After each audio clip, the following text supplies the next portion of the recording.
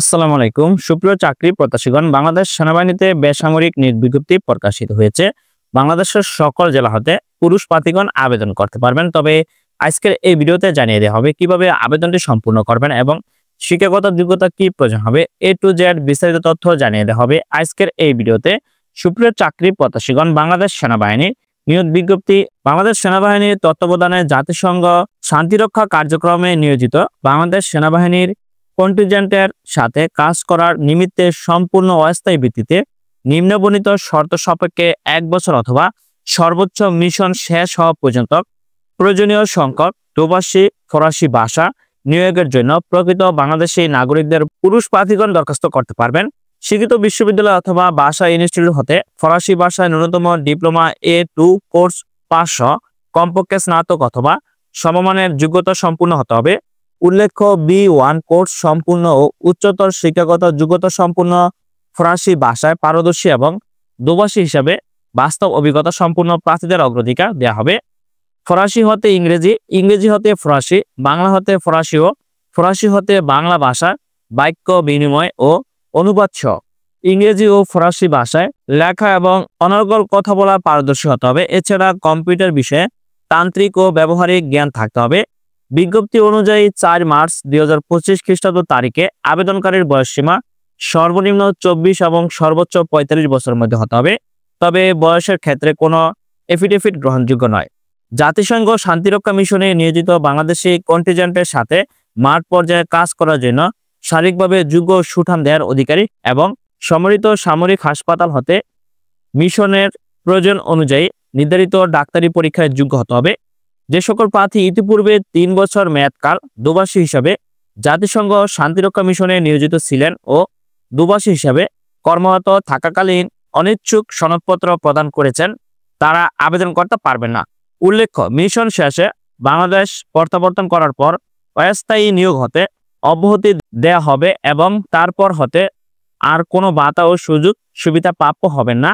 সরকারি, আধা সরকারি ও স্বায়ত্তশাসিত ইত্যাদি প্রতিষ্ঠানে চাকরিরত যোগ্য প্রার্থীদেরকে সকল শর্তাবলী অনুসরণ পূর্বক যথাযথ কর্তৃপক্ষের মাধ্যমে নির্ধারিত সময়ের মধ্যে দরখাস্ত প্রেরণ করতে হবে।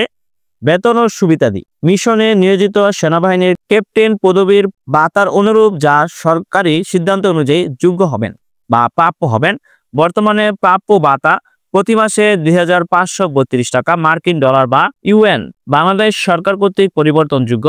খাদ্য, বাসস্থান, চিকিৎসা, যানবাহন ও সামরিক পোশাক বিনামূল্যে প্রাপ্য হবেন। আগ্রহী প্রার্থীগণ নিজ নাম, পিতার নাম, বর্তমান ও স্থায়ী ঠিকানা, জন্ম তারিখ, জাতীয়তা, মোবাইল নম্বর, ইমেল নম্বর এবং সমস্ত শিক্ষাগত যোগ্যতার বিবরণ উল্লেখপূর্বক দরখাস্তের সাথে সদ্যতোলা প্রার্থীর 3 কপি পাসপোর্ট সাইজের ছবি, জাতীয়তা সনদপত্র, সমস্ত শিক্ষাগত যোগ্যতা ও সকল অভিজ্ঞতা সনদপত্রের সত্যায়িত কপি সংযুক্ত করে AHQ OODTE PLT FUN এর অনুকূলে আবেদন ফি বাবদ এখানে 500 টাকা অফারেরযোগ্য ব্যাংক ড্রাফট বা প্রয়োজনীয় কাগজপত্র আগামী 27 ফেব্রুয়ারি 2025 খ্রিস্টাব্দ তারিখের মধ্যে সেনা সদর GS শাখা, ওভারসিজ অপারেশন পরিদপ্তর, ঢাকা সেনানিবাসে ডাকযোগে বা সহজে আবেদনপত্র প্রেরণ করতে হবে। অসম্পূর্ণ এবং ত্রুটিপূর্ণ দরখাস্ত সরাসরি বাতিল বলে গণ্য হবে এবং যে কোনো দরখাস্ত বাতিল ও সংরক্ষণ সহ অন্য যে কোনো প্রসঙ্গে কর্তৃপক্ষের সিদ্ধান্ত চূড়ান্ত বলে গণ্য হবে।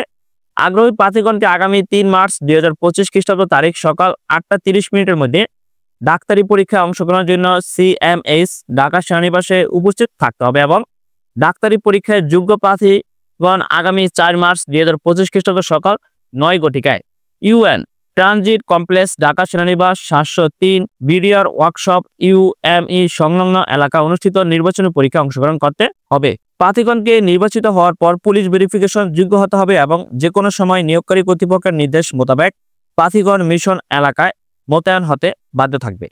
নিযুক্ত হওয়ার পর প্রার্থীগণের পূর্বপদ যে কোনো প্রকার শৃঙ্খলাজনিত কর্মকাণ্ডের কারণে তদন্ত সাপেক্ষে প্রযোজ্য আইন অনুসারে যথাযথ ব্যবস্থা গ্রহণে সংশ্লিষ্ট কর্তৃপক্ষের এখতিয়ার হবে।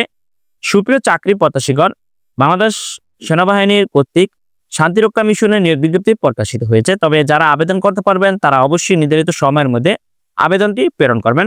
ধন্যবাদ সকলকে, ভালো থাকবেন, সুস্থ থাকবেন, আল্লাহ হাফেজ।